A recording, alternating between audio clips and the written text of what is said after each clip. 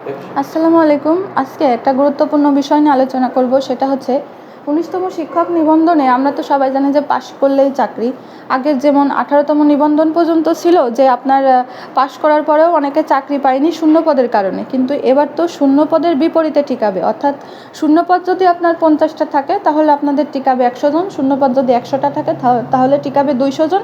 তারপরে তাদের ভাইভা থেকে আপনার শূন্য পদ অনুযায়ী তাদেরকে সিলেক্ট করবে এবং তারাই চাকরি পাবে। তাহলে কথা কিন্তু এটা সত্য যে পাশ করলেই আপনি চাকরি পাবেন, কিন্তু এখানে আরেকটা কথা আছে যে 40 মার্কসের নাম্বার পেলে আপনি পাস। কিন্তু এই কথাটা কতটুকু সত্য? এইটা পুরোপুরি সত্য না, কারণ 40% মার্ক আপনি ছাড়াও আরও অনেকেই পাবে, তারাও তো পাস করবেন। আচ্ছা, একটা উদাহরণ দিয়ে বোঝাই। ধরেন প্রাণীবিদ্যা প্রভাষকে আপনার সিট আছে 30টা। এখন আমাদের বিধিমালাতে বলে দেওয়া আছে 1:2 অনুপাতে টিকাবে, অর্থাৎ 30টা সিট আছে, এখানে আপনার টিকাবে 60 জন। 30টা সিট আছে, 30টা সিটের বিপরীতে টিকাবে 60 জন, কিন্তু এখানে অ্যাপ্লাই করবে কতজন? অ্যাপ্লাই করবে ধরেন 10,000 জন।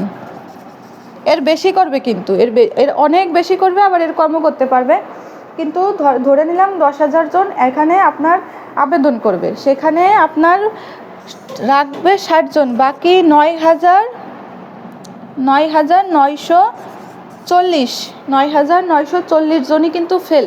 কিন্তু এই যে 9,940 জনের মধ্যে কেউ কি 40%-এর উপরে মার্ক পায়নি? অবশ্যই তারা মার্ক পেয়েছে, কিন্তু সমস্যা হচ্ছে যে সর্বোচ্চ মার্কধারী সেখান থেকে শুরু করে আপনার 60 জন রাখবে। অর্থাৎ সর্বোচ্চ মার্ক যদি 80 হয়, তারপরে 79, তারপরে 78, এই পর্যন্তই যদি আপনার 60 জন হয়ে যায়, তাহলে এদিকে যদি আপনার 70ও মার্ক পান তাহলেও আপনি ফেল। আশা করি বুঝতে পারছেন যে আমি কি বলতে চাচ্ছি।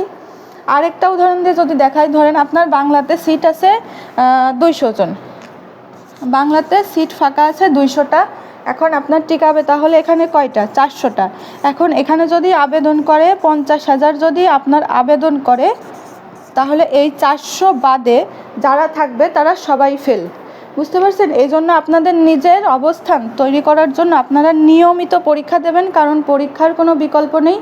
আর আমাদের এক্সাম ব্যাচ চালু আছে, আপনারা যে কোনো একটা ভালো অনলাইন প্ল্যাটফর্মে নিয়মিত পরীক্ষা দেন, নিজেদের জন্য ভালো একটা প্রতিষ্ঠান সিলেক্ট করে সেখানে নিয়মিত পরীক্ষা দেন, সপ্তাহে 2টা মডেল টেস্ট দেন।